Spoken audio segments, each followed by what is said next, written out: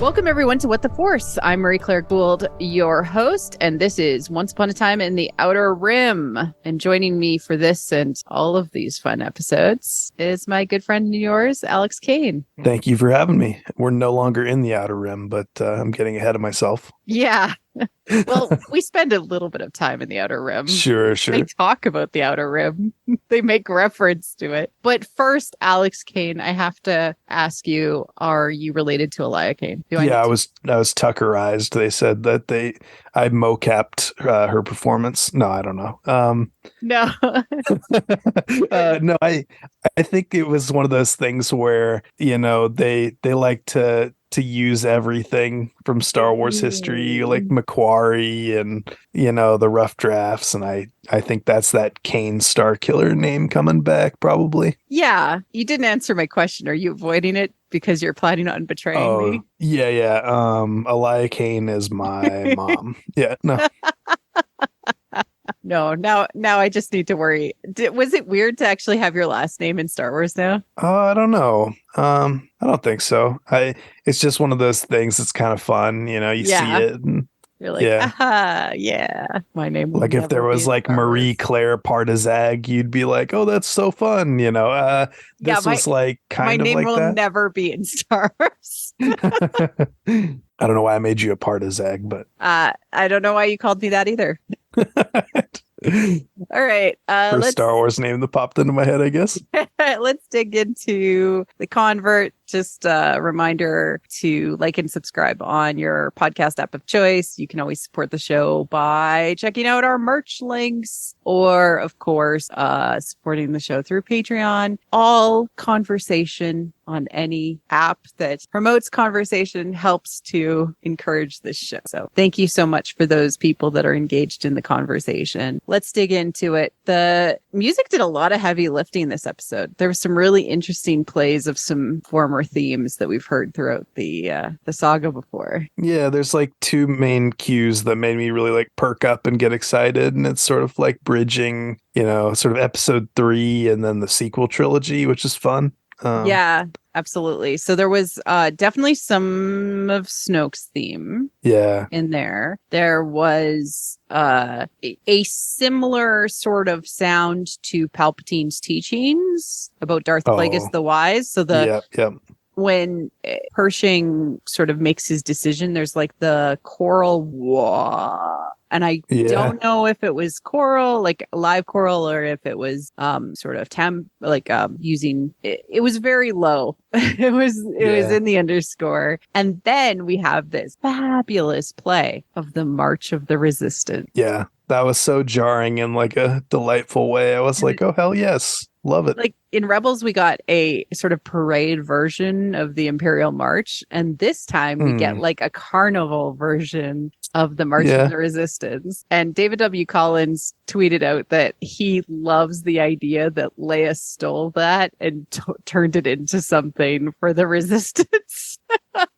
Yeah. Like this very like Coruscantian music or whatever. Yeah. Yeah. There was also a lot of like a genre film noir, and film noir of course is characterized by cynical heroes and stark lighting effects and sort of intricate plots, but also sort of this like dirty, like what is the world? There's also like femme fatales and temptation and dealing with sort of very hard topics. And Coruscant itself has always had almost like a layer of film noir over it. I covered this like a million years ago, talking about how especially Attack of the Clones is very film noir, and then that was picked up when the Clone Wars, anytime that they had something happen on Coruscant, there's this feeling of film noir. And in fact, it's much more apparent in this episode than it is in Andor, I would say. Yeah, it's interesting. Yeah, this is like a very kind of George Lucas, very Attack of the Clones take on Coruscant. Right? Yeah. Like, and even kind of how awkward everybody is. Yeah, sure. It feels very George in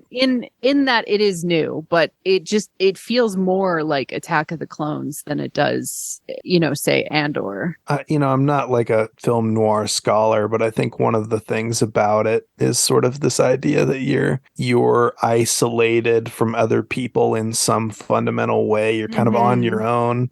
You get that a little bit with Obi-Wan and Attack of the Clones, but here Pershing is really kind of this island of I don't know, misery. Kind of like what's his name from Andor? Our little mama's boy. Oh yeah. Oh God, I can't even remember his name. Whenever we talk about Andor, I can't remember their names because I'm just so in this other corner of the galaxy right now. But Cyril. Yeah. Cyril. Yeah. Cyril loves his cereal. Remember? Yes. Yeah. And a lot of people were comparing it to Andor. I feel like the writing was a little bit rougher than, say, even just the worst of the Andor episodes, but it's not really worth comparing. I think that there is some important parallels in Andor, like things never change on Coruscant. Yeah. And that's going to be really important to dig into as we talk about this episode. But first, let's talk about our newly baptized couple, Bo and Din. Oh, right. Yes. Or Dinbo, as we're using their ship name now. He has that when the moment when you level up in a video game and it plays the little music and he's like, well, I'm redeemed. She's like, you are, I saw it, let's get the hell out of here. Well, she stares at the water first a little bit.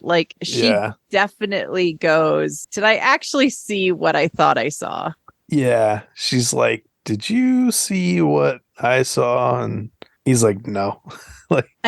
They spent a lot of time having her, poke around and say, hey, did you actually see this? Or was this something, right? So let's talk about it. Mythosaurs are essentially the mythology, the ancient mythology of the Mandalorian people, right? This is the thing that ties them to the earth, to Mandalore, to who they are, to the creed, to everything that they represent. It being sort of buried and then uncovered because of a traumatic event, right? That's deeply psychological. That happens to us as humans. We have traumatic events that happen and suddenly something is ripped open and there's a shadow deep in our subconscious that is gnawing at us.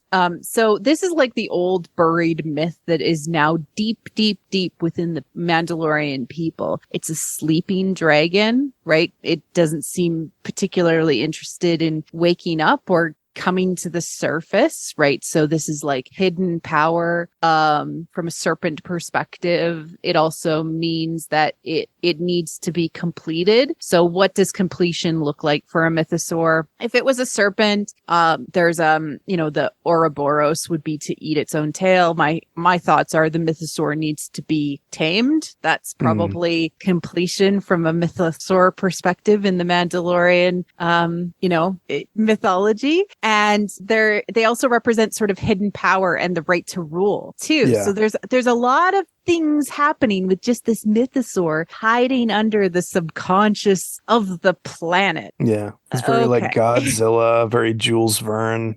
Yeah, I definitely think there's a king sort of theme going on in this season, this idea of I can't stop thinking about the show Merlin, where the dragon literally, the Pendragon, meant because they had captured the dragon and it lived under the castle. I never saw that show, but people on Twitter back in the day raved about how fun it was. Oh, it was great. Cheesy, campy. If you like Willow, you might like Merlin. It's got a lot of the weirdness and high drama, things like that, but also fun and silly. So at the same time, I loved it. I didn't like how it ended, but that's fine. It didn't work for me personally. But there's this quote from Young that I really want to read about where I think this show needs to go and probably will be going. So even at our best attempts at explanation are more or less only successful translation into another metaphor. Indeed, language itself is only a metaphor. The most we can do is dream the myth onward and give it a modern dress. And whatever explanation or interpretation does to it, we do to our own souls as well, with corresponding results for our own well-being. So yes, the mythosaur exists. Yes, it represents the past, but the only way that it can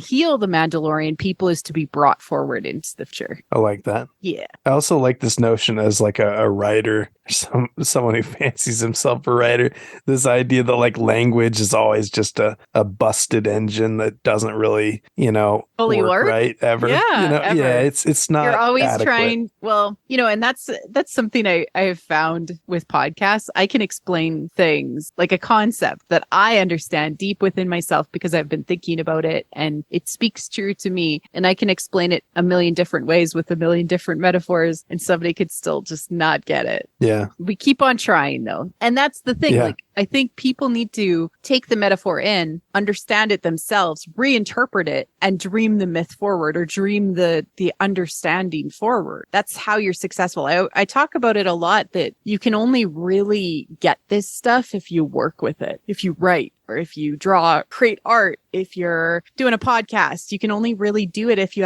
can only really get it if you're actually working and manipulating it for yourself. I am redeemed, Din says. Yeah. God, he was so proud of himself. He's like, hell yeah. And then he puts some of it in a jar. It's like scientific proof of the magical. Yeah. It is funny how Bo, she to her, this is all like, symbolic mumbo jumbo that she's not really interested in. And then she's the one who glimpses this, well, I think the god of the Mandalorians. The basically. God of the man. Yeah, you looked into the eyes of God, Bo. But it is sort of interesting that he is like the one of faith and needs to become more rational, and she's the one of rationality and needs to become more faith. There's going to be a balance between them. Who is always between them now? Oh, Grogu. Oh, okay. Yeah. But it'll have to be kind of like Din and Bo coming together to help support Grogu. I like that, to get him to his next stage of what he needs to do. He's the baby myth. Yeah. Yeah. Does she mean to hide that she saw the mythosaur? Oh, that's interesting. Yeah. I mean, to me, watching it the first time especially, it was like maybe a little bit of disbelief, but like also this embarrassment that I had a spiritual moment. Yeah. I mean, like people will fancy themselves as like very, empirical, skeptical, and then they'll like see a ghost or something, right? And they're like, oh, that's really messed up. So I think it's one of those moments where she's just kind of like reorienting herself where I don't know if it's like embarrassment or disbelief, maybe like trying to disbelieve it away. I don't know yet. I don't know that we know 100%. We can certainly speculate one way or another that she's just like hiding it. But I mean, I've never gotten the impression that Bo hides anything from Din. Right. So I don't think she's lying to him. I just don't know that she herself has accepted what it potentially means that, what is it that Han Solo say? It's true, in TFA, like the Force is real. Oh, the mythosaur is real. Oh, what does that mean? Does that alter my worldview? And I just don't know that she's gotten to that place where she understands what it means and so doesn't want to talk about it. I suspect she'll tell him at some point. Yeah, exactly. I think that my sort of response to these two in this episode is that she's sort of along for the ride to an extent because she has this newfound care for Din and she's like connected to him now and she like saved him, and so there's like all that sort of metaphysical connection that happens there, and I think she wants to understand him better, even if like she's not going to go like full orthodox Mandalorian, even though maybe she's pretending like she is. I think it's we'll get there. I have we'll get thoughts. there. Yeah. Sure. I did like how, they did have a discussion how the chasm in the living waters was deeper than either of them had imagined. So that's, of course, symbolically representing that the space underneath the subconscious waters has way more power in it than they really gave it credit for. So the Mandalorian people are more powerful and have all of this deep, deep power in. Yeah. Because the waters and the living waters represent the Mandalorians as a whole, and also Din and Bo together as two halves of the same protagonist in this season. Absolutely. They're together. Yeah. And the way that Din ends up treating her is incredibly protective of both her and Grogu, and also, thankful, owing all of those. Yeah, he's always like, Bo, you got to get out of there. Like, there's danger coming. Like, he knows she's like very capable and dangerous herself, but it's like, he doesn't want to take any risks. So it's definitely, the relationship has developed a little bit. The gamification on my Discord, that's the user's name, actually pointed out like how Arthurian this whole scene felt. Like she's almost like the Lady of the Lake, like Nimue. There's the sword, there's the dragon underneath that really made me feel like Merlin the show. We've pointed out a lot about how this feels like almost like pre-Knights of the Round Table, like all of these like rogue or sort of landless knights that errant knights that are roaming around trying to figure out purpose, and how this was going to feel like bathing for knighthood or being cleansed to like sort of retake your oath. There is a lot of that. I don't know 100% what it means just yet, other than Din has some parallels to Lancelot, but we'll see. I mean, is he an Arthur? I don't know. I don't know yet. Yeah, I don't know. Yeah. Like you mentioned Merlin, and I'm thinking of the way dragons in stories, like even recent stuff like Game of Thrones or Skyrim, they kind of had this connotation of like magic returning to a world without magic, something like that. And that's kind of what Grogu, like his destiny seems to be, like we have a galaxy without the Jedi, which, some might say like, hell yeah, it is like, but like, in theory, we want to get back to that place where we have like, Rey training the next generation of heroes and, using that stuff for good. So, it all kind of flows down that same river, I guess, of, a world that was suppressed by the Empire into sort of a... But there isn't a natural flow to the galaxy anymore. There isn't sort of a way of being with the galaxy because the Empire kind of destroyed everything and everything's still trying to find its footing. So they go back on the ship and Din's like, you forever have my gratitude. And Bo says, hey, I'd invite you back for a feast. What did you think of this line? Yeah, invite you back for a feast. Yeah, that was interesting. Isn't it like you want to come back and Netflix and chill? Yeah. So, of course, a euphemism for let's make out and have sex. Or in Korea, let's go have ramen. Come over to my house and have ramen. Nice. Yeah, I mean, I was thinking, the other scenes with Elia, like that's very much like a date until it isn't. So yeah, I like the idea. There's pairs in this. Isn't that interesting? There's pairs, right? Yeah, you definitely have parallel journeys. The convert, yeah. So of course he's like, you're not going to take off your helmet for me, right? We're not going to be able to make out, so I guess you're not going to eat this feast, this Bo-Katan feast, right? So interesting. Yeah, this is, I mean, and it's he's like, this is the way. Okay, so yes, I have taken my nightly vows to not kiss you. And she's like, I guess this is the way. And then Grogu's like, blah, blah, blah, which people are all like, he's trying to say this is the way. Yeah, I don't know. That's funny.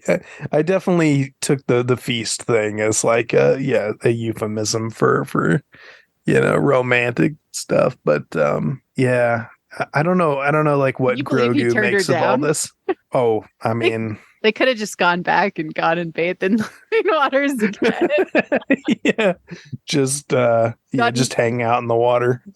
Gotten a bunch more like, hey, wait, I'll just get like a barrel. Get a barrel. Oh my God. Yeah. There you go. There was a euphemism in there. Yeah. They're pointing to something. Anyways, so they run into some Imperials. She's like, you kill a couple of Imperial warlords and they come after you. This fight was a lot of fun with the ties. Yeah, it was incredible. Yeah. It was very like, I was a big fan of that Squadrons video game that came out a couple years ago, and this was very much like that, like, sort of pushing the dog fighting imagery that George loves so much. So they're absolutely. Yeah. I did love that little joke where he says that thing about like, it tends to happen when you piss off the warlords, or they get angry when you do this and that, and she's like, oh, now you tell me, or whatever. Yeah, it was so cute. They're flirting. They're flirting. Sure. Yep. But he's like all obsessed with like, you got to drop me so that I can like pick up my ship, my motorcycle, my space horse. Yeah. So I can actually fight these guys because you got the baby. Sure. Yeah. So she's like in the space minivan and he goes and picks up his motorcycle to go and like fight them. Yeah. And he jumps out through the sky, which is sort of like an Anakin Attack of the Clones move, Yeah. What are we doing here? Like what? He felt like he couldn't protect them in the minivan, so he had to go and get his own ship. Okay. Yeah. They end up bombing her castle, effectively now tying Bo and Din together. She does not have a home. He doesn't have a home, i.e. his old minivan, his old Razor Crest. Yeah. And so, they're tied together because of this. Yeah, it echoes the Razor Crest thing, which I hadn't really thought about, but it also echoes the Night of the Thousand Tears imagery that we've seen with like the bombers. Like it's kind of all over again. Mm-hmm. Just that same pattern of, the homes being destroyed. And she comments how this is a lot of ships for an Imperial warlord. So do you think that this is like connected to the First Order starting? Oh, maybe. Yeah, I'm trying to remember. I mean, gosh, like in Fallen Order, that's like what, before A New Hope? That's like the Rebels era, I think. And like already they're like starting construction of the Starkiller base kind of. So I mean, yeah, who knows? I think what they're gonna sort of chip away at over time is maybe this idea that like the First Order is just Palpatine's like pure, more loyalist version of the Empire that's sort of like always lying under the surface, kind of like the summit of Umate, like under the surface of Coruscant. Like, I don't know if that's what they're doing, but this idea that to be immortal, you shed your skin and renew. I don't know. This episode made me think a lot about that Operation Cinder nonsense from like Battlefront 2 and the Aftermath trilogy and all that stuff. I was like, yeah. I mean, I don't know. Without renewal, without rebirth, you are stagnant. Yeah. Right. You are not renewed. And the shadow only consumes. Right. So that's the problem with like sort of Palpatine's view of the world, is that there isn't a renewal. There's only control, consumption, and stagnation. Yeah. And I think most people would say that Children of the Watch too, like the Armorer's whole deal is like same thing, right? Right. Yeah. It will be an interesting challenge to have Bo-Katan, who is also owl-eyed. Yeah. As a femme challenge in the cave. Yeah. We'll get there. All right. So experiencing some insane whiplash, suddenly we are riding into Coruscant, and God, is it good to see Coruscant whenever we get to see it. Yeah. My question for you is, was this originally part of Rangers of the New Republic? Oh, or Rangers of the Outer Rim? Yeah, maybe? I don't know. That hadn't occurred to me, I guess. But yeah, it's like they've got all this material of what the galaxy looks like. In my notes, I sort of described it as like that slow zoom out technique that happens in cinematography sometimes, where you're like, getting a total new perspective on something just by zooming out. And we haven't really done that with the galaxy in The Mandalorian, and people have been vocal about that. I think they're like, they're saving all this like galactic politics and stuff for later. We get some of that in like Bloodline and probably it has to tie into what the Mandalorian is all about. Or it's like, why pivot the camera so far to the left, Yeah. But it's fine. I enjoyed this part of the episode. The first time around, I was very like confused and was like, what is happening? What is going on? What do I need to do? I don't understand. But on rewatch, it jived a lot better just to really hone in on who is the primary character. Who is the primary character they are talking about? And that really helps me. But we go immediately to the Opera House, which the last time we saw the Opera House was in Revenge of the Sith. Yeah, which is like, I think where we see George Lucas, the man, right? Like his cameo in Star Wars is in that Opera House, I think. Yeah. So it's kind of fun. Also, the other thing about this episode is like, I think the first episode of the season was like 33 minutes. And here we have like an hour of like very leisurely paced diversion from yeah. So it is so jarring, but again, because it's Coruscant, a long episode. Yeah, I'm just like, oh, good, Coruscant, and it looks gorgeous, and everything looked amazing. Yeah, and then you start to get those musical cues. I thought it was interesting how we're sort of introduced to Elia Kane, reintroduced from like over like behind her head, and so you just see like the dark silhouette and you think like, oh, who's that? And yeah, that was fun. And Pershing is talking about the amnesty program as there are thousands of easily 50,000 people watching him. Yeah. And like not unrich people. And he's like the poster child. He's being used as like, oh, aren't we amazing? Aren't we awesome? Don't we do the right thing? Look at this grateful the New Republic person. Is like this healing institution. Yeah. Yeah. Like, aren't we great that we have figured out a way to redeem those evil Imperials? Yeah.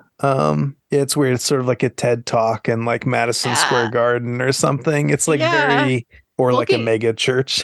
Well, welcome to my cloning TED Talk is what I wrote down. Yeah. He literally goes into all of his reasons for what he's passionate about. He lays out the groundwork of what his joy is. And his joy is taking different pieces of genetic material and smushing them together to make super creatures. Yeah, like Jurassic Park, but for Snokes, potentially. Yeah, and I want to say, like, we have gene editing as human now. Sure. Like, yeah. CRISPR is a gene editor, and we have the ability to take aspects of different animals and put them together with other animals to make medications and to make different things that can help with treats. So, as an example, immune disorders have several treatments that involve using rat or mouse proteins that have been edited into the genes of human proteins to help basically tell the immune system to stop attacking the body, which happens with immune disorders. And so this is not something that is like even science fiction. It happened. It's the cloning. It's probably the sort of the more of the plot lines in the Bad Batch that are being told right now. They can create new replicas that are even cooler and stronger because of the Kaminoan technology. And this is something that is very like Dr. Frankenstein. Yeah. Taking the pieces of each other. At least that's how it's framed in the episode. He talks about why he likes to do this, which is that, his mother's heart gave out on her. But he talks about that. And then his hand goes up to his ear and he puts it's like a tell, like in poker, like he's lying. Yeah, I caught that. And then he says, people question whether my intentions were good. So which was it? Was it that his mother's heart gave out on her, who was a doctor in a small village, or was his intentions not good? Which is his conscience telling us? It's fascinating because he's always portrayed, he's very, he insists upon his goodness. what is it, like Yeah. virtue signaling? You know, like in The Sin, I think the third episode of The Like, Mandalorian. I'm just trying to help. Yeah, he's like, "Oh, I love that little guy. I wasn't gonna hurt Grogu. Like, you know, I'm just a doctor, you know." And yeah, I think that the more he protests, the more suspicious we become, right? He recognizes that it's not something that the New Republic would allow. Sure, yeah, and I mean, it doesn't take much to get him to sort No. of change his path. He's pretty easy to manipulate back to, you know, there's not a lot of arm twisting going on, really. Right. It's all good. Yeah, exactly. So he wraps up his talk and he's surrounded by sort of sycophants and the fashionably rich. These were totally rich liberals. Yeah, people for whom politics is kind of like just sports or the newspaper. It's not like their daily lives are really They have affected, so right? much money. They will be unaffected by regime change. Literally, they say Empire, Rebels, New Republic. I can't keep track. It's very much the people that like DJ was warning Rose and Finn about, right? Yeah. It's the other side of the coin. This is the truth. The things don't really change for those with wealth. Yeah. A lot of people that I admire, people on Star Wars Twitter probably admire. I remember when you know, Joe Biden was either about to be elected or after he was elected instead of Trump, you know, the sentiment was, I'm so relieved I can go back to not paying attention to politics. Mm-hmm. And that's kind of the most evil, depressing thing in the world. Yeah. A lot of like, you know, people that you wouldn't want to see have that mentality said that. And I think that's what this is. It's that idea that I have enough money and power that I can ignore it and I'll be fine. To hell with immigrants and trans people and you know, poor people, you name it. Right. The woman literally says it. We try not to get involved. Yeah.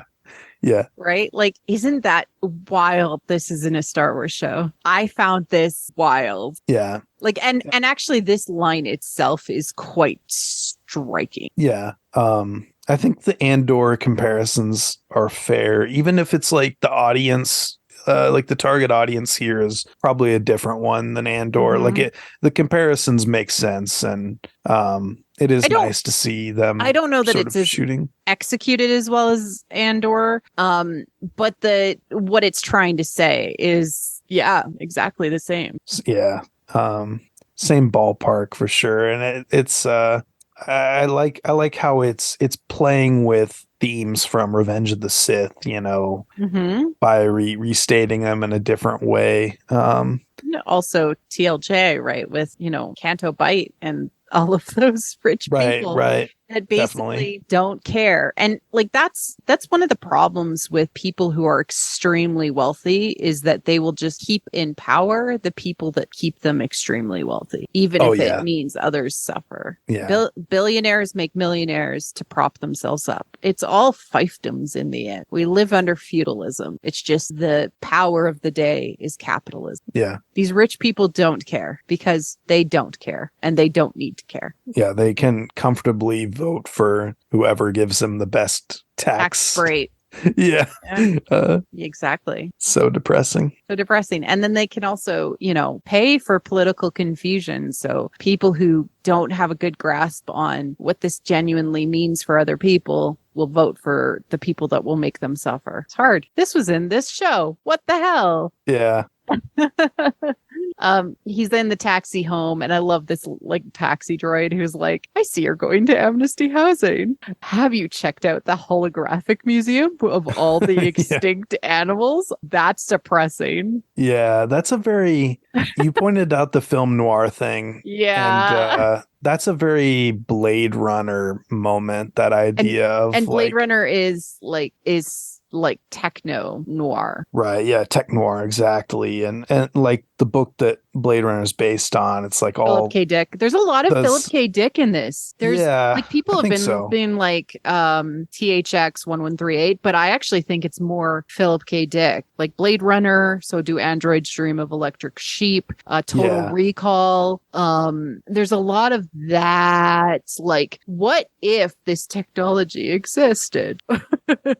Yeah. And how dark it becomes. You've got the themes of like, the sort of replacement animals, like the I guess they're android animals that have replaced the ones that were killed off in like nuclear wars. That's where you get the Electric Sheep title. And then like all that stuff about like genetic engineering and eugenics and Total Recall was like if you erase the person's memory completely, or the original short story from Philip K. Dick was We Can Store It For You Wholesale. And so like the idea was like he is a completely different person because all of his memories were taken away and put into a different place, but he still has like he is still him to the world. Wow. And the Mind Flayer, not to jump ahead, but that's like such a Total Recall image for sure. Yeah, I was thinking it was totally Philip K. Dick, and nobody else was talking about it on the internet. Am I weird? I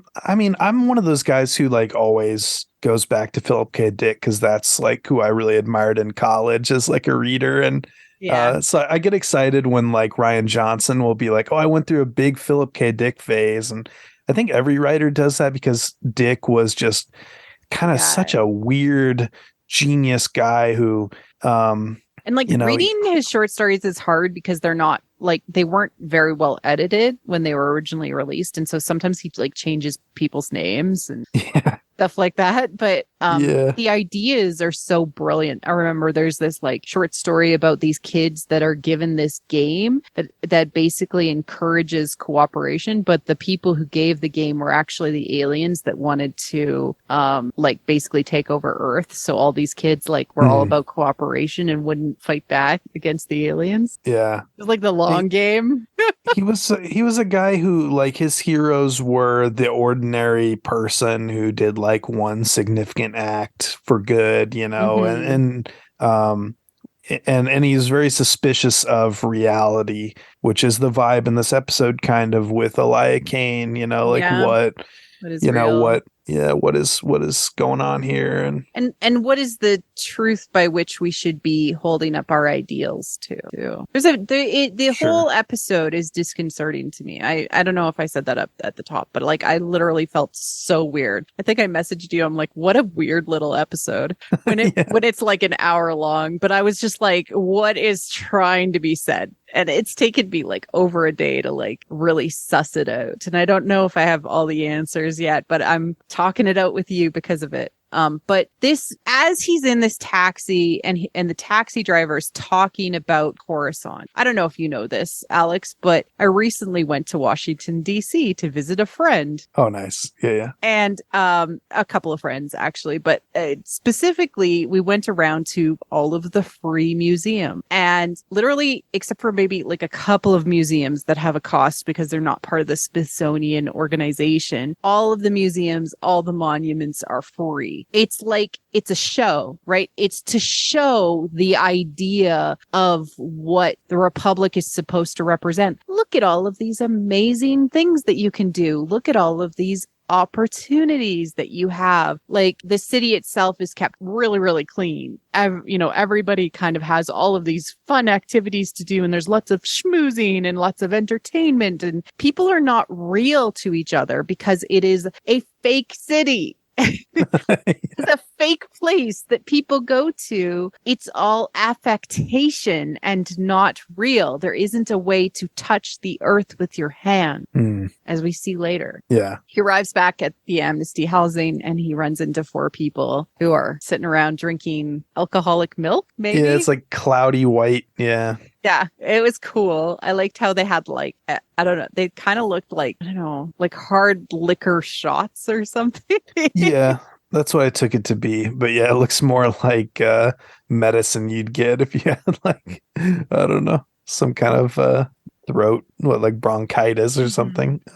and they're chatting, and he sees G68, who later is revealed to be Elia Kane, who's from Gideon's ship. And I wrote down, don't you hate it when you run into somebody from high school? Yeah. You're like, wait, do we need to talk? Do we need to like reminisce? Do we need to, or do we even have the same politics anymore? Do we, And it's like, she's got this like cool confidence, and he's like an animal ready to flee, Yeah. The vibe I get from this episode, I have all these weird fan theories that this episode conjured for me that I'll touch on later, but I feel like the vibe is that she was a person of like immense power. Oh my God, I have the same thoughts. Like for later. I think that he is terrified of her because he, knows more than we do about her.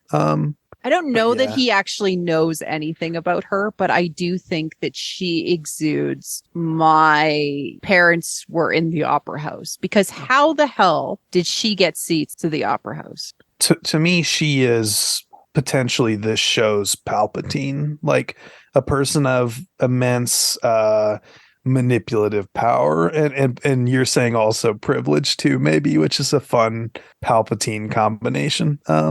I don't know yet, but like there's this vibe. I don't either. There's this vibe I have that she grew up with privilege and was like, went to the academy for whatever reason, because kids crave adventure, right? Like think about Luke. Luke almost joined the academy. Right. Luke was almost an Imperial, except for Uncle Owen, which he gets so much crap, but he kept that kid out of the Imperial Academy. Right? By saying, one more season, you gotta stay around. Joel Edgerton has done a lot to rehabilitate Owen Lars, and I love that. I love that character now.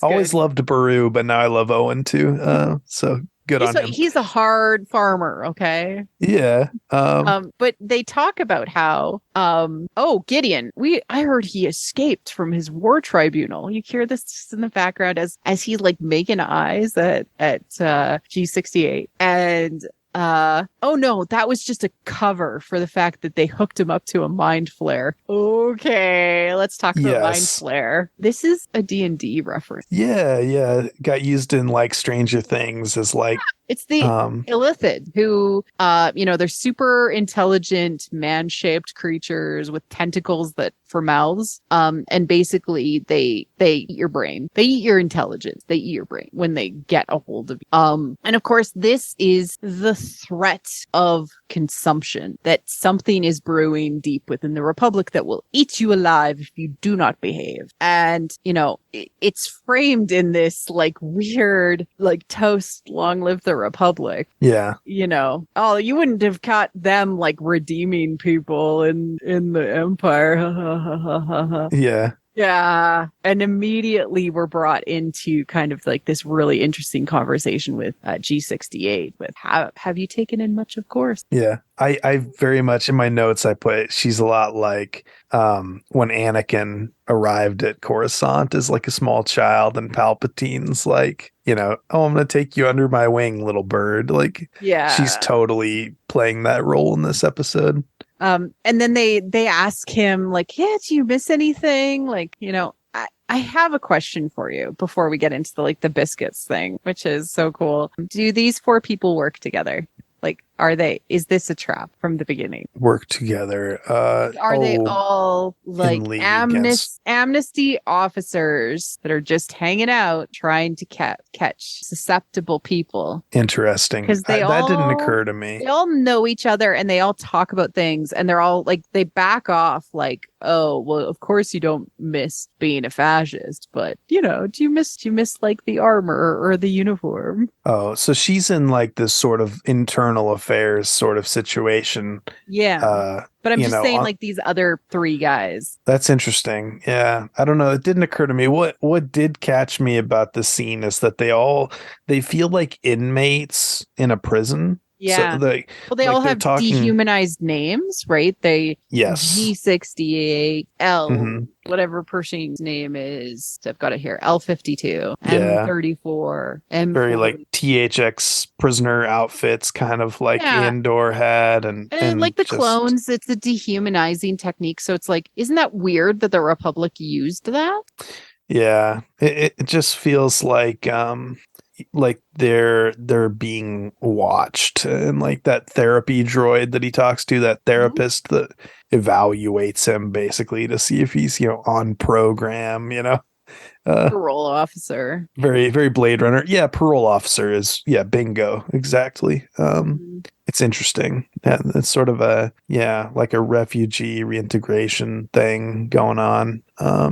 Yeah, I don't know. It hadn't occurred to me that those guys were working with her as part of her whole. I'll talk about things in the same way and protect her. Yeah, We only get the one I scene, mean, so it's hard to tell, but I got the vibe that this was something that they've done before. she's got layers. Like she's like a triple agent type deal going on, in my opinion, right? Like Yeah. she's in full control of a lot of things, and to me that's probably going to lead to some big theme of like the new republic being, corrupt and imperfect, and Hmm. I don't I mean, know. I don't it know fell what they're apart trying to do very there. easily in Bloodline and in DFA. Yeah, like I've had a lot of conversations about like the sequel trilogy, for good or ill. I've had a lot of conversations. The sentiment is like, God, they blew that planet up, and like it's just bam, like all these galactic politics and any interest in the galactic politics gets wiped out in favor of the classic sort of rebellion versus tyranny thing, which Mhm. works, for The Last Well, Jedi. It I'm certainly happy we're works. getting it now, like with Andor and with sort of a little bit with Kenobi, a little bit with this, it's good. I like it. All right, let's talk Yeah. about biscuits. So Oh they yeah. they kind of throw it out there like, oh, we missed the fit of the uniform. It fit better. And, like everyday stuff, like food. Okay. And he's like, oh, the travel biscuit, the yellow one. All right. What did this say to you? Yeah, I mean, I didn't really think about the color that much, but they are doing some crazy stuff with color in this episode. I'll try not to like jump ahead, but she says, I like the red ones. Yeah. She's anyway, all that red going on in this episode. Red, And red, then, red. yeah, I don't know. You talk to people who have like certain military experiences, they have really fond memories of certain things about life in the military, depending on what their experience was. And then there's like the other kinds of experiences, which are the total opposite, where war is hell, Mhm. so I don't know what's going on with the cookies other than, that rose tinted, nostalgia for the past, remember when Star Wars was good, black, that whole thing, right? Like Yeah. it's all, the grass is always greener. Everything was better when I was 7 years old. The Empire would have never let all this garbage happen. At least we, had order and stability and all the, right? Like that kind of thing. This ties back to the mythosaur. How does it Oh, tie back interesting. to the mythosaur? When you have a serpent that is not eating its own tail like the Ouroboros, you have an incomplete serpent. All it could do is consume, right? So what does that Mm. happen on the micro level with the individual? You are hungry if you have no purpose and you are not in balance. You are missing an aspect of yourself. You are hungry. Mhm. And guess what he's hungry for? Yellow biscuit. He's missing something that he had before. Yeah. Symbolic. Yellow is an interesting color. He talked about being from like a little village, Yellow yellow is makes me think the of, color of joy. yeah, it makes me think of like Ray's lightsaber or Tatooine or Mm. Naboo, Padme's Naboo dress is like yellow, sunshine. I don't Yeah. know. Or like the N1 starfighter used to be yellow and now it's Yeah. not anymore. So it's Yeah. nostalgia for the past is what's going on with these Imperials, I think. And One would like to hope. Yeah, we'll see it, but essentially Pershing already recognizes with this like seed that's planted that he's hungry, and the dark side is hungry, right? Because it's always missing that completion, that ability to have rebirth, to be reborn, to have eaten your own tail. You're hungry until you basically eat yourself. Yeah. Well, your like, own shadow. if you're a Sith with like a partner, like you're not like, oh, I'm a complete person with like a buddy or a husband or whatever. It's this person's gonna kill me one day. Yeah, you're always trying to consume. You're always trying to hurt. For power, yeah. And hey, he's just hanging out in bed and reading about Coruscant, and he knocked at the door, and oh look what arrived, the biscuits. Yeah. This made me feel like Wile E. Coyote leaving like like a Roadrunner birdseed. Yeah, I thought you were gonna say like the Reese's Pieces for ET, but it's the same deal. Thing. Like he should have known. Like nothing is this easy. When it's this easy, it means that it's the quick and easy path, right? The quick and easy path. No, Pershing. He goes to work. Happy Bendu Day. Bendu. Which is sort of what the middle way. Yeah. Where things get murky. Literally maybe. like essentially out of the 5 days, like Prime Day is one, and Thongs Day is one, and Bendu Day is one. I don't remember all of them. Somebody was tweeting them at me today. But Bendu Day, I think, is directly in the middle. So it's basically Wednesday. Which day is the weekends? They not get weekends.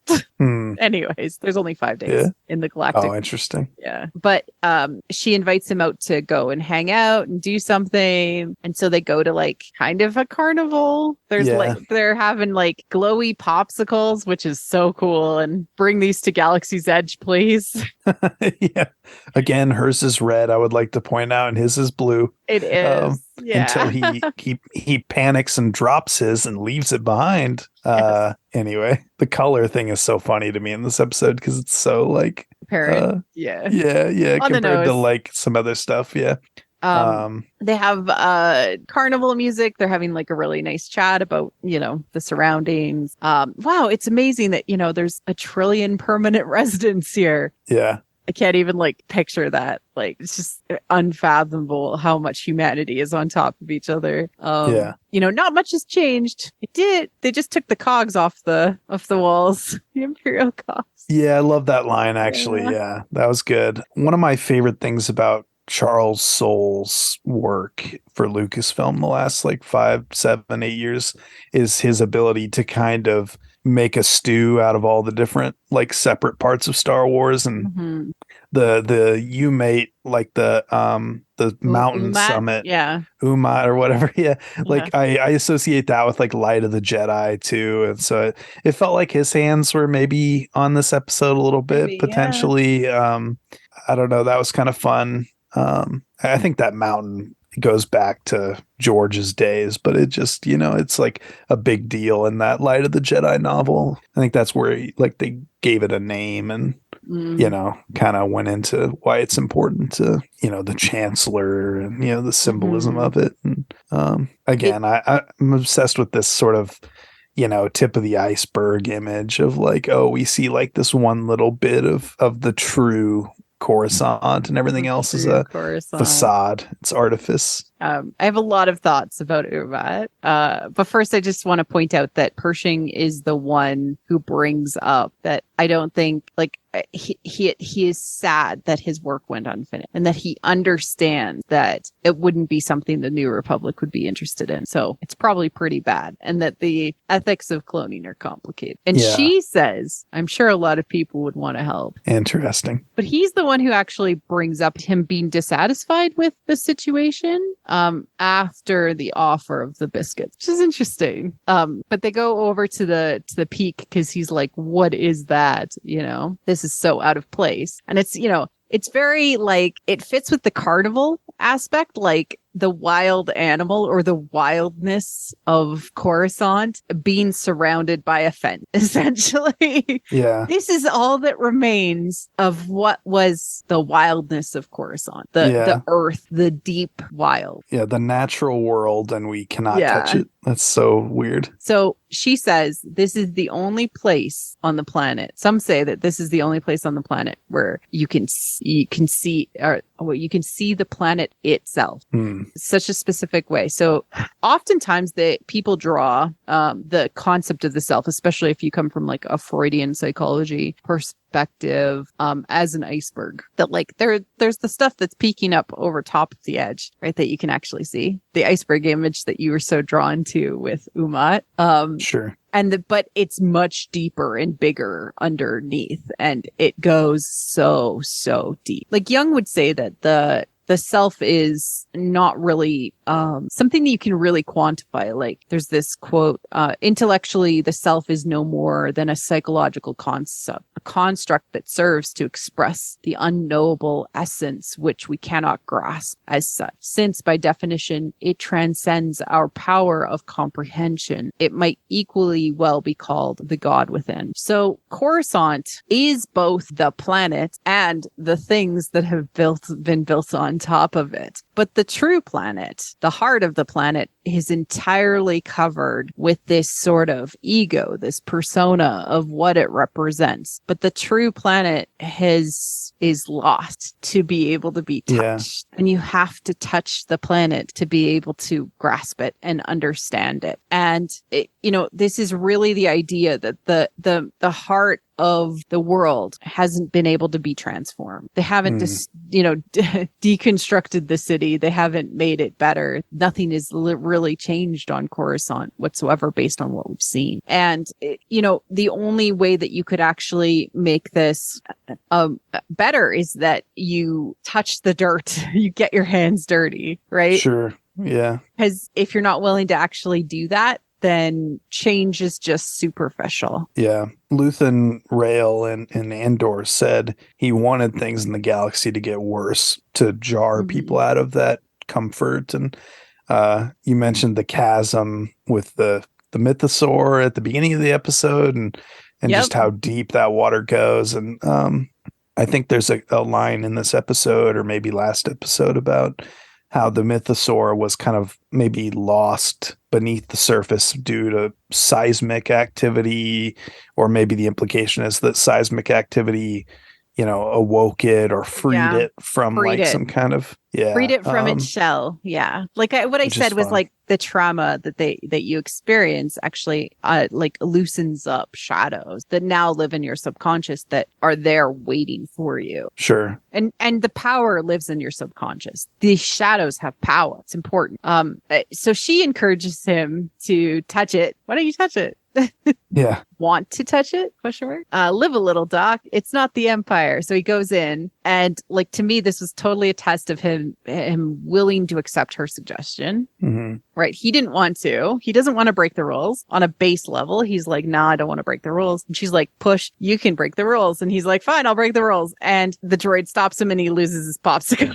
Yeah. And her speech to him here is totally Palpatine to Anakin, Revenge of the Sith, like following orders, like that's no better than the Empire. Mm-hmm. And she says, like, what about trusting your gut, which is Palpatine tells Anakin, like, don't you, like, trust your intuition, trust your heart, except because, he's like a devilish master manipulator. It's look for the dark parts of your heart, and like so she's trying to find that thing that, like you said, people are very unknowably complex and have all this depth in the unconscious mind. Like, why do they do what they do? She's looking to bring out the worst.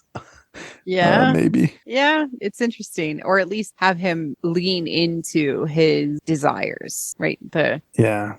Libidinous versus idealistic, to quote John Kasdan. Oh, interesting. Right. Like the power that she's showing him in this episode is like, oh, if you want something, i.e., cookies or cloning or whatever dark thing, you simply take it and like, I'll show you how. Instead of he wants to do research, there was probably a way for him to apply and say, hey, under these strict conditions, I'll do this research and I'll be ethically supervised and all of those things. There was probably a way for him to go through the system to do his work in a way that would have been societally accepted. And he took no from a robot, basically. Yeah. Instead of like saying, maybe there's a different way. Maybe there's a third path that doesn't involve me going down this dark path. Yeah.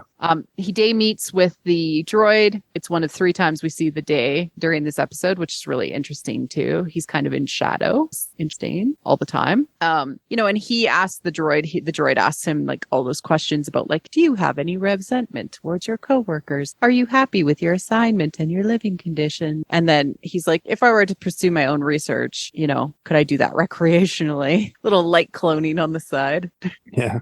And they've just like classified him as no. And so it's prohibited. And so he's like, oh, I guess my life's work and everything that brought me meaning, right? So when people are hungry, it's also symbolically represents that they are seeking purpose. Yeah. The cookies represent purpose, seeking purpose. He's not being fulfilled. And so he is hungry. And even maybe like dangerous ambition, like the desire for greatness. Like I think in the novel The Natural, like before like some big baseball game, like he like can't stop eating, this idea that like ambition is it's slippery. tied to greed. Yeah, sure. Very Star Wars, right? Greed. Yeah. Mm-hmm. Yeah.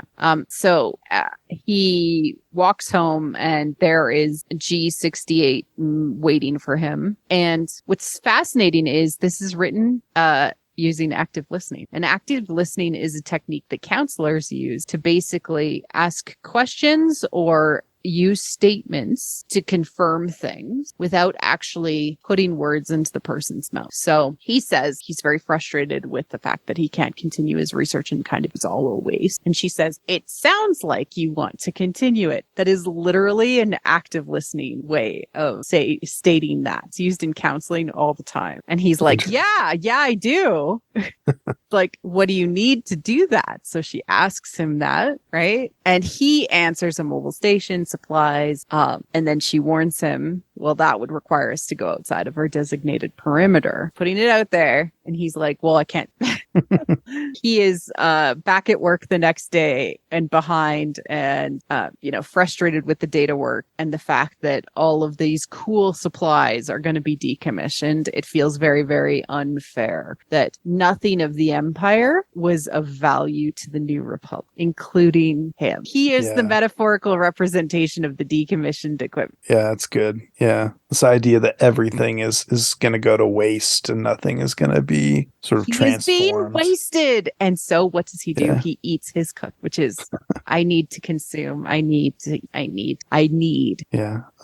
It's so cool. He meets up with the droid and, the droid asks, are you happy with the New Republic? Do you have any resentment towards the New Republic? He pokes his ear and lies. Nice. And then he clarifies, but our main objective is to help the New Republic. That supersedes everything else. And she says, yes. He heads back to the apartment right away.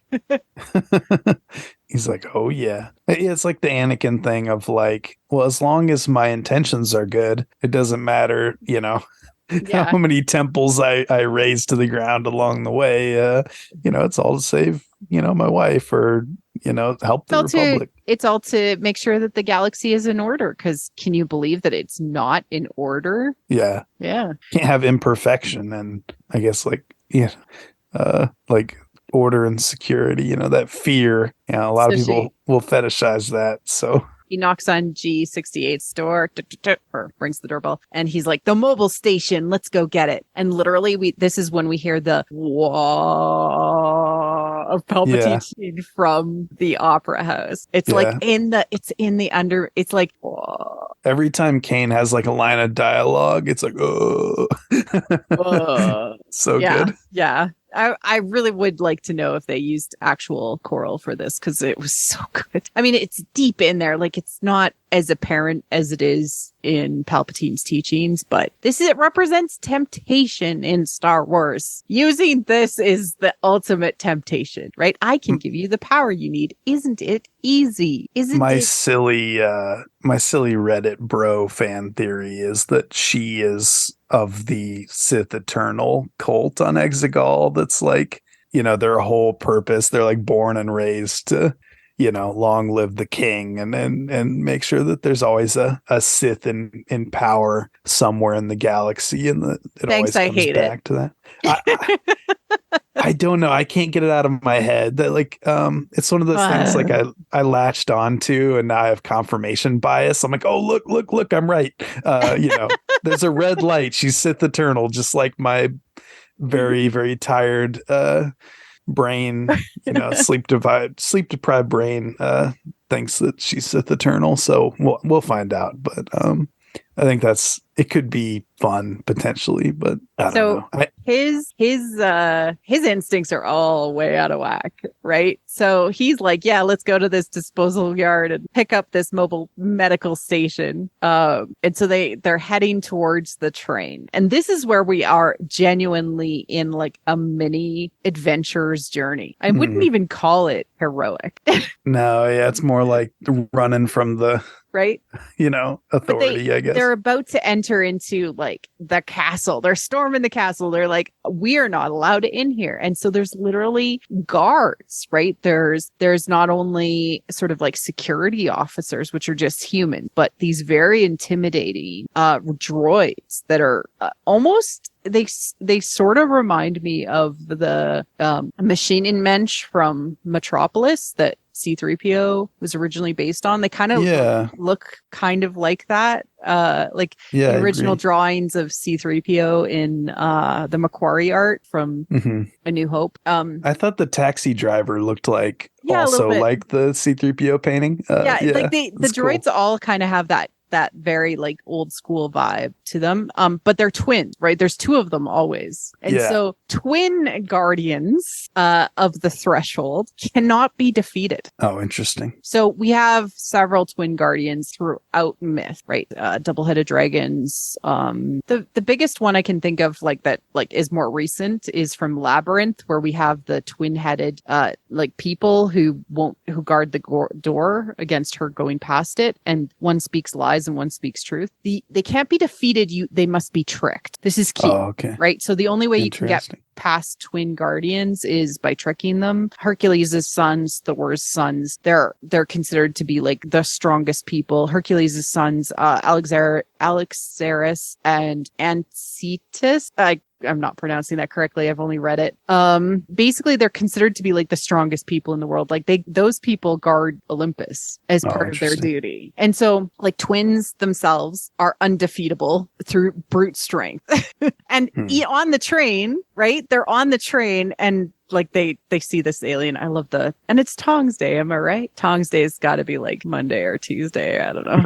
Early in the week. And the Guardians approach, or the ticket droids approach, and they literally are like, we have no solution for this. We can't fight them. And so they are like this threat that is ever marching forward, and they're pursued the whole way until they have to do a leap of faith at the end of the train with the ultimate trust me from her. And that's so interesting. Essentially, they had to sneak their way in through the back way. Yeah. And it's that very like industrial, skeletal part of Coruscant that like we associate with like Palpatine and Attack of the Clones again, like at the end of Attack of the Clones, sort of where, I don't know, it feels like that part of Coruscant, like a little bit away from, the opera house and the glitz and glam. It's more of like, just that raw, capitalist consumption or that's going on, the industrial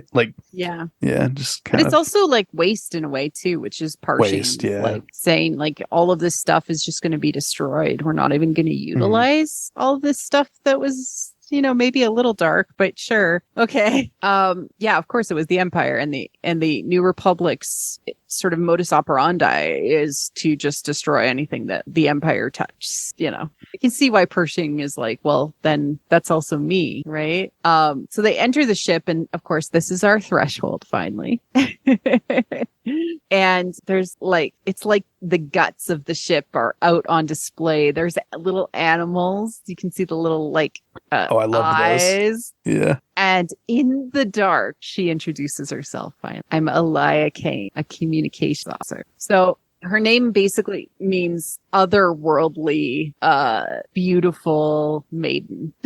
Nice. From like just the Kane spelling of Cain and Elia, and probably too good to be true, right? So absolutely siren, femme fatale, untouchable. Fairy maiden is another way of translating Elia. And then there's Cain, which of course from the biblical context to Cain, is tied with the murder of his younger son Abel, or younger brother Abel, who of course were the sons of Adam and Eve, and he was cursed. Cain was cursed to never farm again, that like wild element, never farm again, but instead became the first man to establish a city.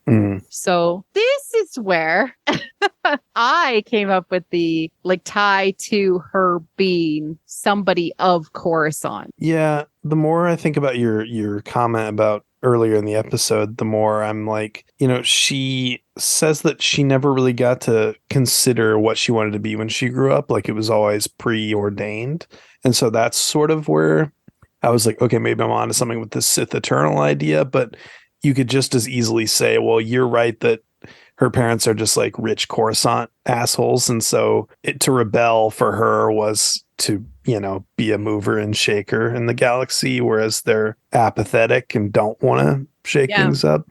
Or to join the military. Sure. As an idea. And he was Dr. Penn Pershing, which is such like a like I'm 1920s, kind of name.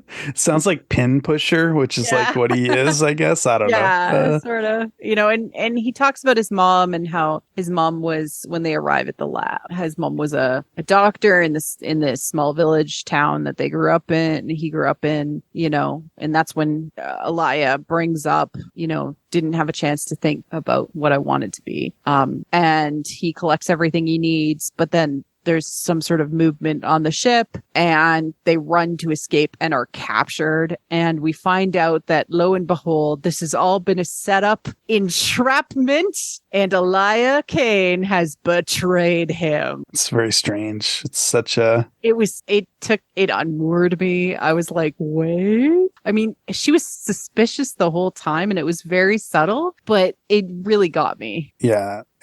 I feel like she's like something more within like sort of an internal affairs cop system too. Yeah, she's not just what she seems on surface with this. There's she's a spy who's a spy who's a spy or something, like Marion Cotillard in the movie Allied, where she's like a mom and she's like a spy for the Allies, and then there's like suspicion that she's like an Axis double agent, but no, she isn't. So it's like all these layers of like crazy stuff going on. There's a lot of layers. We get this Mon Calamari who's talking with him. I can't place the elevator music that's in this lab, which again reminds me of Total Recall. But he's like, the adjustment can be difficult. And he's like, this is a mind flare. He's like, no, this is a 602 mitigator. I've been through it myself. It's quite low voltage. The device is used to heal. I'm like, oh my God, this is Philip K. Dick. Yeah. And then he says to the Mon Calamari, it was a trap and I died. Yeah, the trap thing was funny. But I mean, it was just Yeah, it was so funny. And so he's getting his treatment, and Elia asks to stay. And the Twi'lek who's in the room, the Twi'lek doctor who's like administering it, is like, of course, for every failure, we're so glad we have a success like you. Yeah. The 68, and she's like, and then turns up the volume on the mind flare, probably wiping his mind, right? We can assume that that's the outcome of that. And essentially this is a ego death, right? He has entered the underworld, and this is his lowest possible point, and he is experiencing a death of everything that he knew. And she eats a biscuit. So she's not good. She's not the Republic. Yeah. So why show us this Alex Kane? Kane. Yeah. Thus. Suddenly I'm really suspicious now. It's like they said back in like September of 2019 that the Mandalorian would like explore the origins of the First Order, and then they showed us like those goofy like proto Snoke clones in like season 2, and everybody's like, what the hell is that? Like, and then we just sort of moved on from that and went and explored Boba Fett and the Empire and other things that were more interesting at the time, I guess. And then now we're sort of getting back to this idea of like, okay, maybe we should remember that the sequel trilogy exists and lay some groundwork for, what that galaxy is going to look like. And, but it has to tie into where we're going from a Mandalorian perspective, right? Like we know we're getting Paul Sung-Hyung Lee in the season. So do you think that like he calls him in to help? I mean, he's been chasing him. You see here. He was one of the like cops in the Outer Rim. Oh, yeah. Carson. Yeah. Yeah, Carson. That's the Carson name. Yeah, he's great. Love him. Yeah, interesting. So, yeah, maybe they are using threads from that Rangers of the New Republic show. That could be, like taking the spin-off and they wrote season 3 and then they just like decided to put Rangers of the Outer Rim in amidst them. I don't know. It wouldn't be the first time that Star Wars has taken material from one thing and repurposed it. Like I think some of the stuff from like the writer's room that George had in like 2004 or 5 for like Underworld, I think they took that and put it into Solo and other stuff. So, I mean, there's precedent for using old bits. And, I think Dave Filoni is kind of the invisible guiding hand through a lot of this sort of Mandoverse stuff, since it's leading to whatever, Ahsoka and Thrawn and God knows what else, like Rebels 2, basically.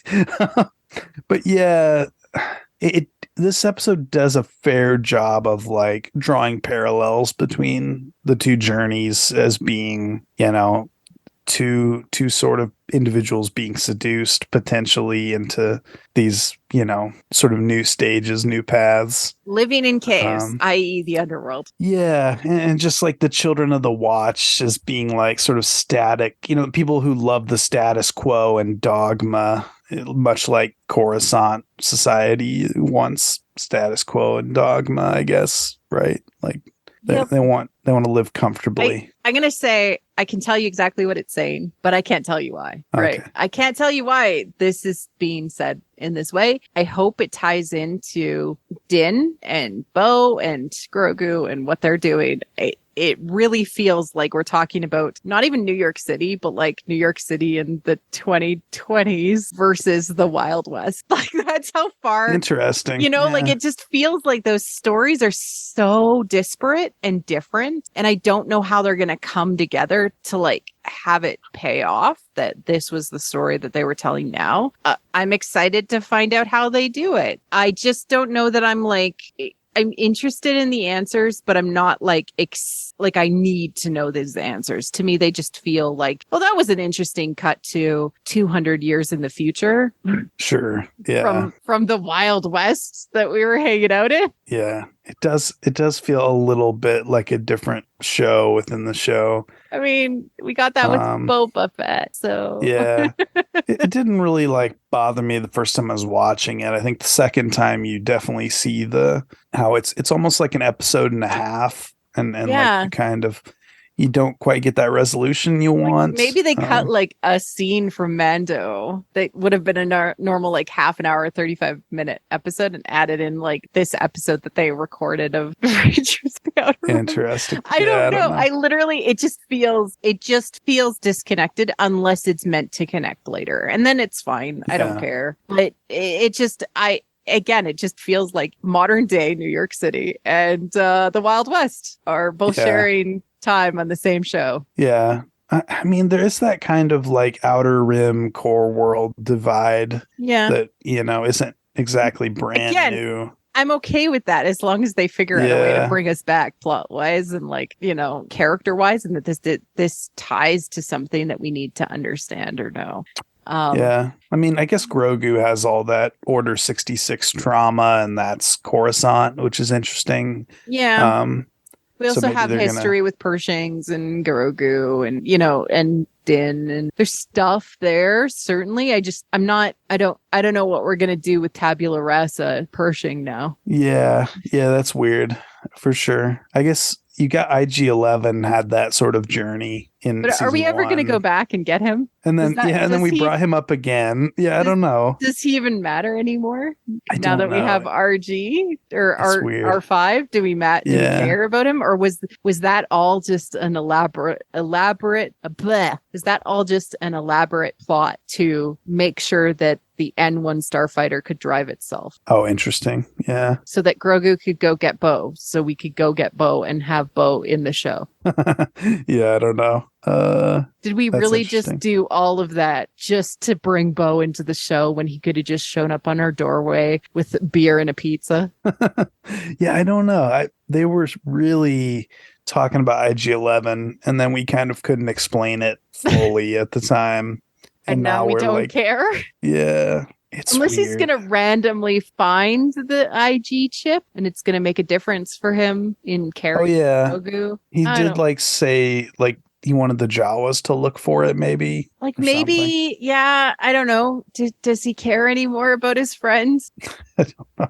We're not getting a lot of Din the last couple episodes. I just, he's a damsel right now. He's a maiden. Yeah. He's a baby. He's a child. He went back to mama. Let's talk about that. Back to the covert. She's where are you taking me? Home to mother. Yeah. By the way, when we meet my mother, it would be best if you kept your helmet on. Yeah. I don't know about you, but when I first met my significant other's parents, there was a weird, by the way, my parents are super weird about shoes. Oh, sure. Don't take your shoes off in the house. Yeah. Interesting. Yeah. There's always those weird little things that people have, like this little. But didn't it give you that vibe? Yeah. Like sort of ritual of control and But it's I'm about to introduce you to my mother. Sure. Yeah. He's so happy to have brought Bo back and to have but he's like, everything will go smoother if you keep your helmet on. It's We get this look at them leaving the ships, and it's mom and daddy and baby makes 3. Yeah. It's interesting. You've got Bo and Favreau's character, Paz Vizsla, kind of the two sort of nobility characters. Of course, you talked about your theory that maybe Din is Secret Prince or something, which I love. And then you've got these two very strong feminine leader figures, sort of. With the armor and Bo, and so there's all this drama that's gonna be coming, right? With Paz being the grumpy masculine guy who's gonna be I have all these ideas about what your clan is, and then it's a fun dramatic powder keg that we haven't really seen yet. I love it so much because we have the prodigal son effectively returning. Yeah, right. Paz I was the one who never took off my helmet and stayed here, and I was super loyal and all these good things, and the armor's you suck. Yeah, and we already got a lot of build up for Paz to be the sort of angry, jealous, a spot. Like he's an ambitious guy, who challenged Din in what was that, Book of Boba Fett episode 6 or something, where they had like a sword fight over like space, I think.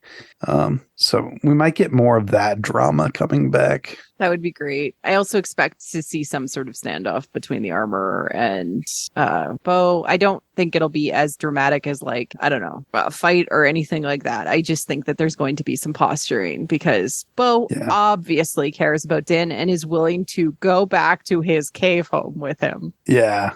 With his small son, his small green son. Yeah. There's a lot. This episode was a lot. What a weird episode. I don't know. I enjoyed it in the end, but I also don't even know why. Yeah. There's just like a lot of substance and a lot of good directing. There's a lot to eat, but I don't know what I'm eating. It doesn't sing yet. And maybe it will later when puzzle pieces click together. That's the hardest thing about covering a show week to week, right? Is like, what did this even mean? Oh. Yeah. And I would say better writing indicates what it means earlier. But there's still a lot of really cool things that happened in this episode that I think you and I both really appreciate. Yeah. I mean, I thoroughly enjoyed this. I don't know if it was like to the level of like the previous one, because that was like kind of an all-time high for me in Mandalorian. But I appreciated just sort of getting surprise Coruscant jump scare. Like, oh, we're here. Okay. Didn't expect that. Yeah. Jump scare is a really good way to put it. Yeah. I called it whiplash, but that's just me. Yeah, it totally was. Totally was. And because this whole show, I mean, we're basically on the 4th season of these Mandoverse shows, I think, by now, right? And it's like, this is the first time that we're like, okay, we're going to look at the core world galactic canvas, post Return of the Jedi, the first time we've seen Coruscant since then. Yeah, I think so. It's just, it's like, it's been 40 years. I mean, not really, but yeah, really. Yeah. It's like, it's sort of like the wealthy, apathetic, sort of the people who have a lot of power and don't sort of care who it hurts, versus like the other shows or other episodes are sort of like the little people on the fringes of society, surviving, more of a like blue collar type of, like where Pershing comes from, according to his narrative, if we want to believe everything he says. Ear rub. It's it's an episode where you kind of don't trust anything you hear, which is fun. I don't know. I like that aspect of it. I appreciate unreliable narrators a lot. So there was a lot of I don't know, a lot of weirdness in this episode. And you know what? I like when Star Wars makes me uncomfortable to some extent. So I'm good with it. Yeah. Well, Alex, we've been talking for a really long time, so I'm going to let you and I wrap up. Where can people find you if they're looking for you before next week? So I'm on Twitter at Alex J. Kane, Kane, like Elia Kane, apparently. Oh my goodness. Are you going to betray me again, Alex? Yeah. I'm going to rat you out to the cops. Yeah. All right. Thanks again for joining me, Alex. And we will see you all next week for another episode of Once Upon a Time in the Outer Rim. Cheers. Thank you for listening to What the Force. I'm Marie-Claire Gould, your host. Our music is provided by Christy Carew for What the Force. We have a Patreon at patreon.com/whattheforce. We would like to thank all our patrons, especially those who love and are obsessed with What the Force: Melody, Night Huntress, In Wild Space, How Rude, Anna Perez, Neil, Christian Luca, Josh Johnson, Scott C., and Susan. Make sure to like and subscribe on YouTube or leave a 5-star review on iTunes or other pod apps. It helps people find the show. Check out our other channel on YouTube, What the Fiction. You can connect with us on Twitter at WT Force Show, What the Force Podcast on Facebook, and our website, whattheforce.ca. We also have a Discord. Links are in the liner notes. Feel free to reach out and start a conversation. Cheers.